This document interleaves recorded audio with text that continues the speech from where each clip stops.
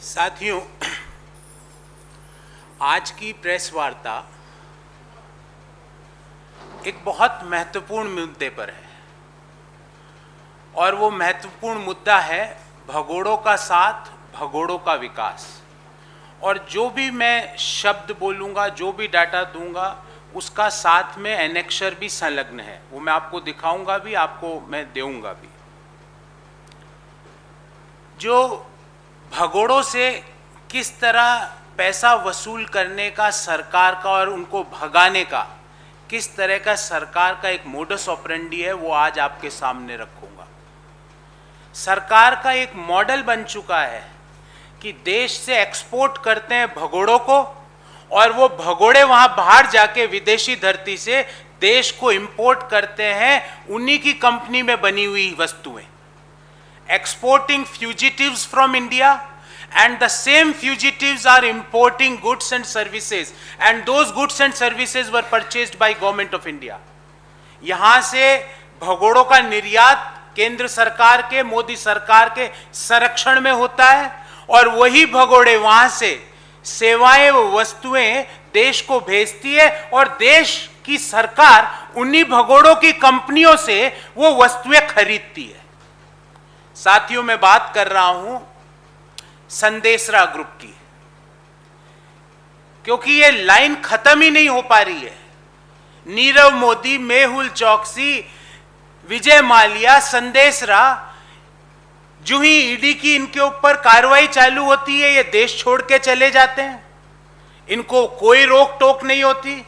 वापस लाने के नाम पे वो कहते हैं वहां पे इंटरपोल के नोटिसेस वो खारिज करवा देते हैं। सरकार उस पर चुप्पी साधे रहती है और वहां से वो सेवाएं और वस्तुएं भेजते हैं जो भारत सरकार खरीदती है। और ये सब कुछ हो रहा है जब भारत सरकार ने उनको भगोड़ा घोषित कर दिया। They were termed as fugitive economic offenders by government of India, and the same government of India is purchasing goods and services from fugitives, and I will give you all evidences for that. साथियों, पिछले 7 सालों में public sector bank का पैसा लो, देश के लोगों का पैसा लो, सरकारी संरक्षण में फ्लाइट पकड़ के विदेशी धरती पे जाओ, वहां से बीच पे रेस्ट करते हुए, आराम फरमाते हुए फोटोएं देश को भेजो। और अब एक कदम आगे और हो गया है कि वहां से वस्तुएं और सेवाएं देश को बेचो और देश की सरकार उन भगोड़ों से खरीद रही है। Due banks run away with public money, relax at various foreign locations, and now one thing is added that government of India buys goods and services from these fugitives.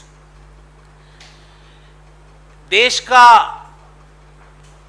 मध्यम आय वर्गीय व्यक्ति, निम्न आय वर्गीय व्यक्ति किस तरह से अपनी दिनचर्या चला रहा है, किस तरह से रोज अखबार खोलता है तो 3 चीजों को ढूंढता है कि आज पेट्रोल के दाम कितने बढ़े, आज डीजल के दाम कितने बढ़े, और अगर महीने की शुरुआत है तो इस महीने का रसोई गैस का मेरा तिलक कितने का लगा।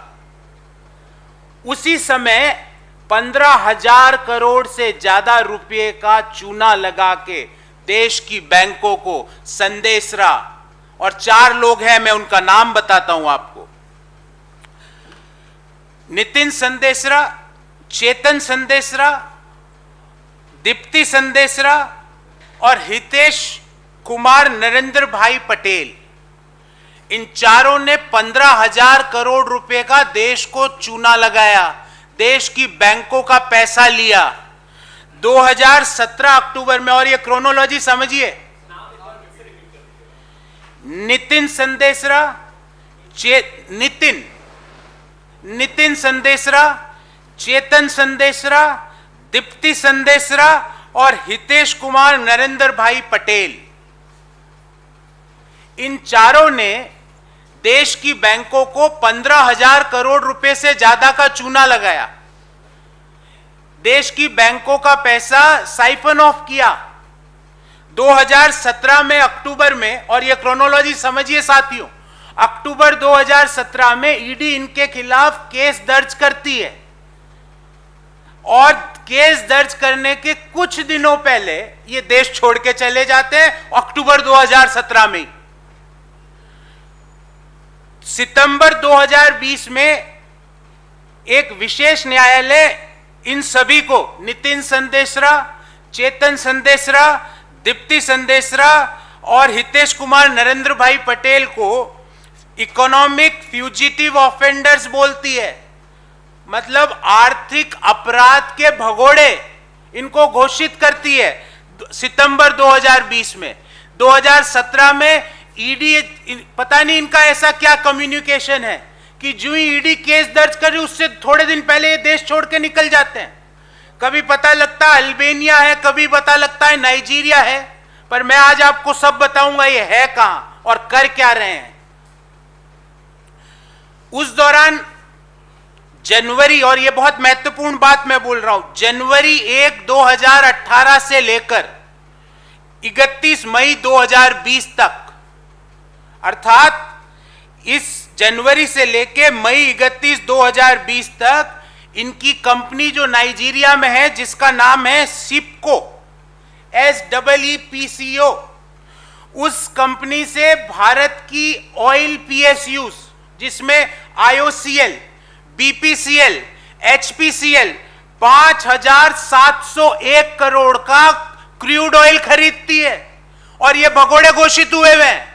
ये जानकारी एक RTI में खुलासा होता है इसका, और मेरे पास जो डाटा है वो 2020 तक का ही है, मई 31, 2020 का, पर उसके बाद भी जो कस्टम्स के बिल ऑफ एंट्री के डाटा है उसमें वो purchase of crude oil from the Sandesara भगोड़ास इज स्टिल कंटिन्यूइंग, ये अभी तक नहीं रुका है। और आपको जान के आश्चर्य होगा साथियों, मेरे रोंगटे खड़े हो गए ये देख के कि एक टैंकर 1 नवंबर 2021 को पारादीप पोर्ट पे आ रहा है, रास्ते में, उसकी डिटेल भी मैंने आपको एनेक्सर 3 में दी है और मैं आपको उसकी डिटेल दिखाना चाहता हूं कि ये इनका टैंकर है। ये मैंने ऑनलाइन इनका पता लगाया कि ये टैंकर कहां है और इसका एक्सपेक्टेड टाइम ऑफ अराइवल क्या है, और इस टैंकर का एक्सपेक्टेड टाइम ऑफ अराइवल है पारादीप पोर्ट में 1 नवंबर को। और ये कौन भेज रहा है? ये टैंकर, इस शिप का नाम है सिफनोस। ये सिफनोस शिप में किसका तेल है? ये सिप्को कंपनी का तेल है। ये सिप्को किसकी कंपनी है नाइजीरिया में? ये सिप्को संदेशरा बंधुओं की कंपनी है जिनके नाम आर्थिक भगोड़े हैं। और मैं आपको एक और पेज दिखाना चाहता हूं, बहुत महत्वपूर्ण है। ये सिप्को की वेबसाइट से लिया है मैंने ये पेज। इस सिप्को में लिखा हुआ है कि जो क्रूड ऑयल, जिसका नाम, उस क्रूड ऑयल का नाम है ओक्यूबॉम, OKWUIBOME, ओक्यूबॉम। ये ओक्यूबॉम नाम का क्रूड ऑयल सिर्फ सिप्को बेचती है। ये इसका सिप्को की वेबसाइट से मैंने ये आपको अटैच एनेक्सर 2 में डाला है। आप भगोड़े घोषित करने के बाद भी उससे खरीदे जा रहे हो। ईडी केस दायर करता है, उसके बाद भी 5,800 करोड़ रुपए का तेल आप उससे खरीदे जा रहे हो। और तो और एक बहुत चौंकाने वाला तथ्य और सामने आता है पेंडोरा पेपर्स में कि इन संदेशरा बंधुओं ने, ये नितिन संदेशरा, चेतन संदेशरा, इनकी परिवार के लोगों ने पेंडोरा पेपर्स में 6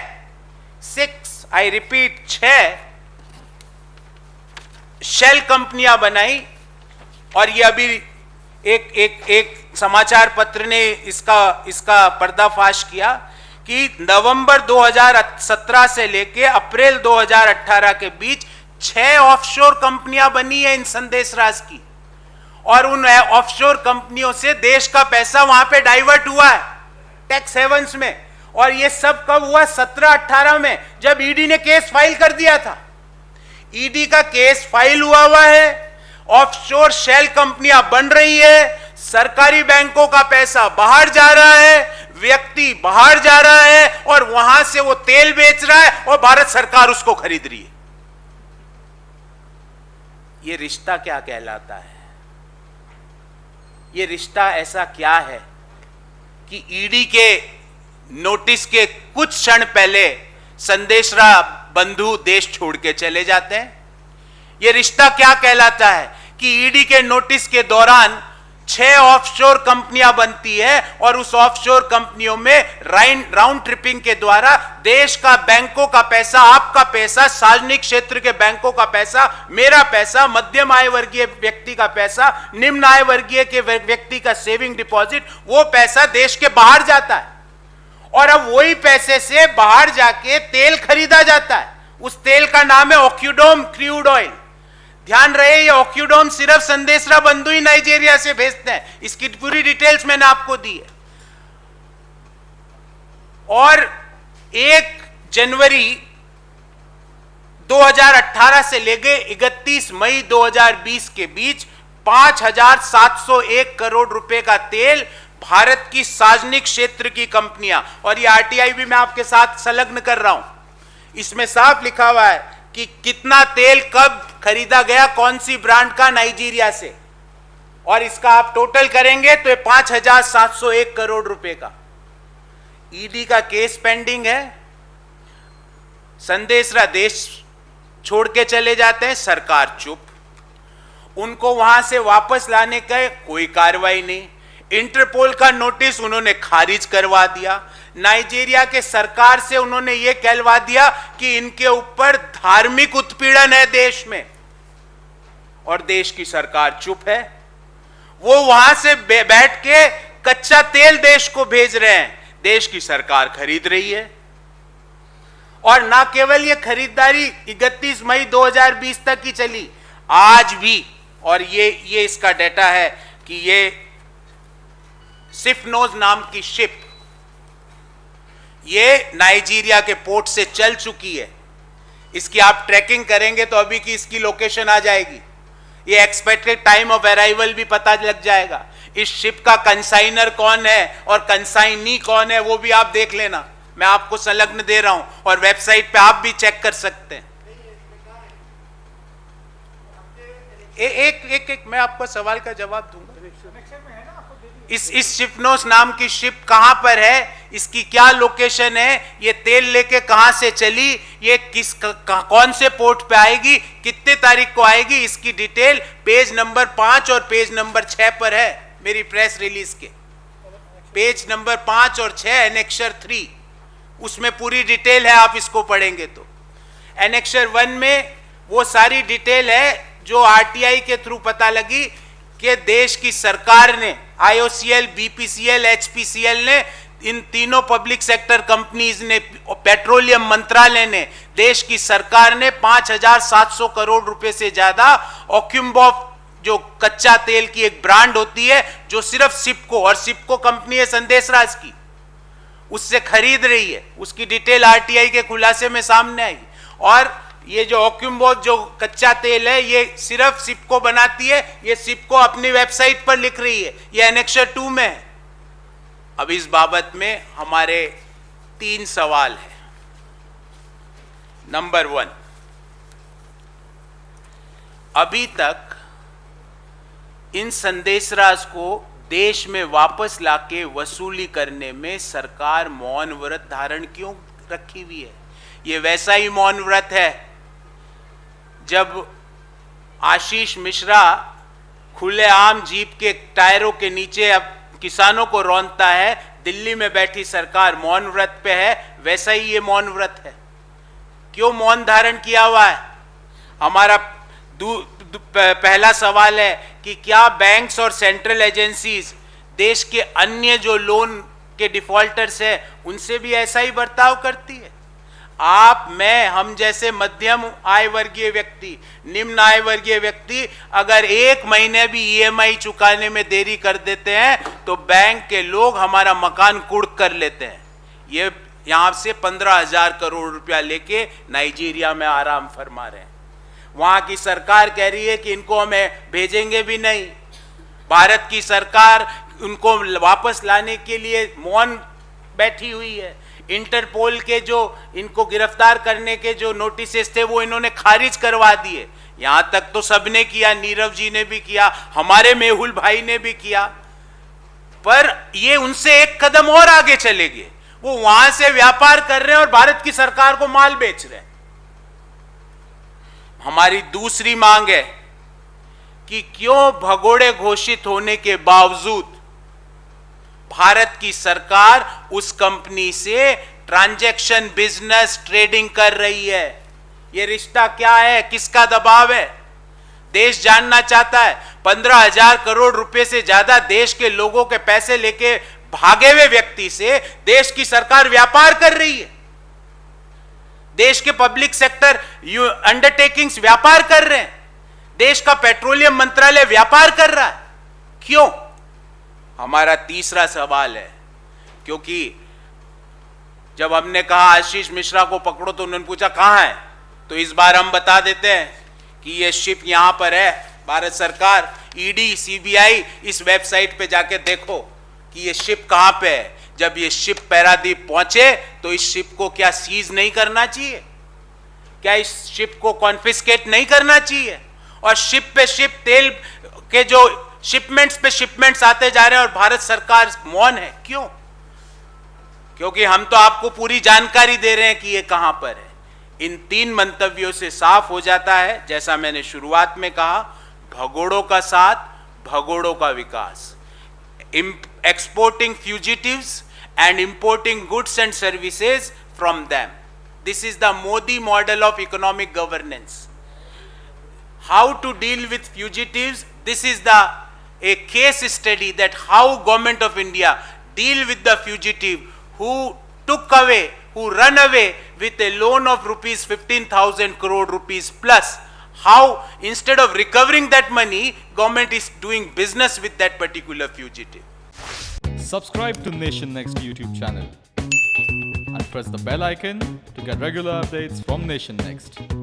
Also like Nation Next Facebook page and follow us on Instagram and Twitter.